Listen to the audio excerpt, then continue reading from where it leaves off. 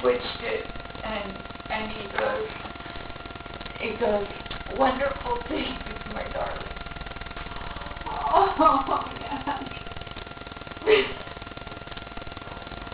So what happened in there? Well, they used the big machine, the bigger one,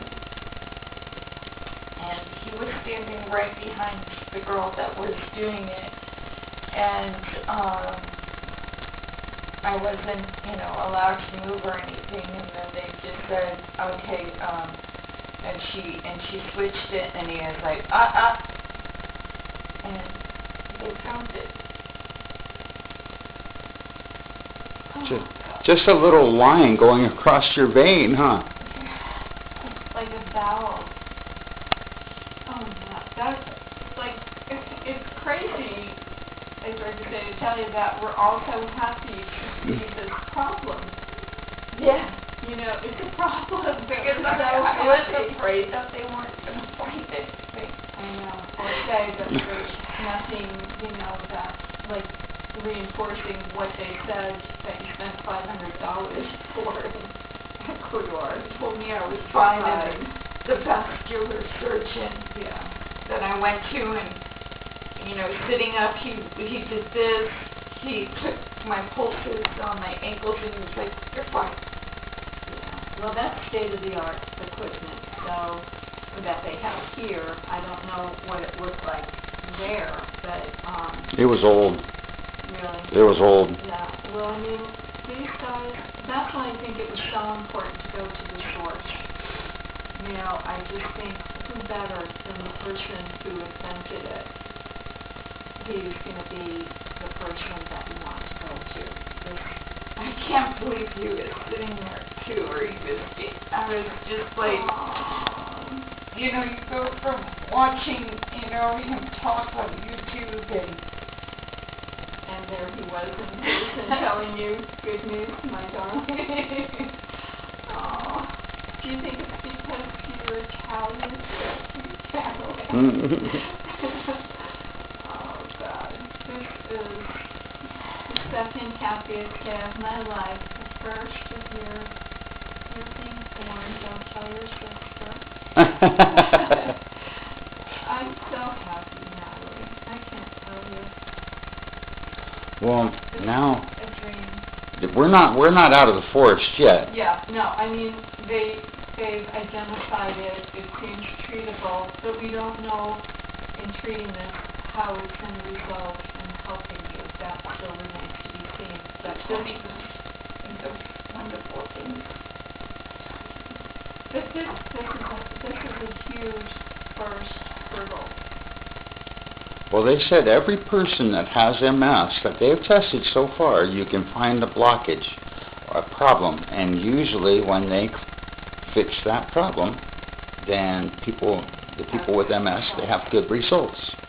Natalie, I'm so excited for the possibilities. But again, we have to be guarded. Yes, we do. But at least I know, Yeah. I mean, it wasn't an obstruction or a collapse. It was a complete closure. Because the blood didn't have anywhere to come down. Yeah, of course. I mean, it's amazing that you've done so well all your life with something like that. So there was two veins, both your jugular veins, just below your neck, were completely 100% blocked.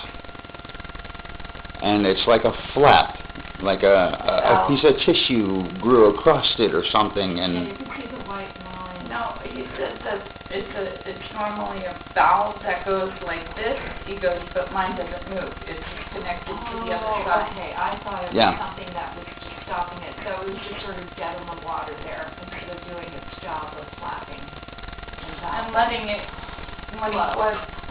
So it was blockage in that way. Yeah. now the other vein looked like it was doing something, flapping back and forth, but not very much was going through. You could see a little bit of blood flow going through there, but not very much at all. Wow. They still consider it 100% blockage. Yeah. So, Wow. how do you feel? Hopefully you sleep a little bit better tonight, just knowing that I think a lot of it is too just a relief in knowing that, you know, what is this? Why is it, you know, affecting me? It's like when you were finally diagnosed correctly. Yeah. With MS. To me, it was almost a relief because for years there was like one specialty doctor after another doing his thing and then saying, well, you should be better. You're fine. You're fine. You shouldn't have this problem. Oh, excuse me, there's still a problem. And it's so frustrating when you don't know what's wrong, but you know it's wrong. Now, We know. it's like another answer to a question of why. It's a huge relief just to see a cause like that. I don't know about everybody else, but now I firmly believe that this doctor knows what he's talking about. He knows what he's doing. I mean, and I'm not just He's saying... not out to get rich. He just wants to help people. Exactly. It's his vocation in life. I truly believe him. Because he doesn't solicit patients. He doesn't advertise. He doesn't, put himself out there as Dr. Feelgood cure-all procedure. It's only by the success that people have had by letting his procedure be performed on us. And we can only hope that this helps us. But now we can see with our own eyes a root. Yeah. No, he was like, he goes, you know a tube? And I said, yes. And he goes, you know when the tube is not a tube? And I was like, yeah. And he goes, that's what you have. A tube that's not a tube. tube is not a tube.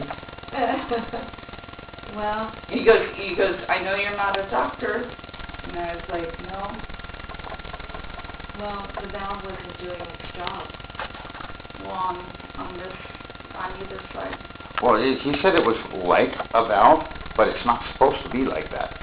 It's a piece of tissue that's grown out from one side of the vein, and sometimes they flap back and forth, and sometimes it connects and just completely blocks everything. If I understood him correctly, I heard congenital. And I asked him, congenital? Like, how long did you have this? And it's a condition that I think you just had for so long, and a little bit miraculous that you could do anything with that stoppage of flow. So, I used to go to yoga, or, I'd walk up the 2 hills from Union Street how did you do that? and my face would always get so red. Yeah. And remember that. even in yoga, my face would get so red, and, and I felt okay. It was just The blood just deposited there from exertion. Wow. Well, it's wonderful to have an answer. yeah.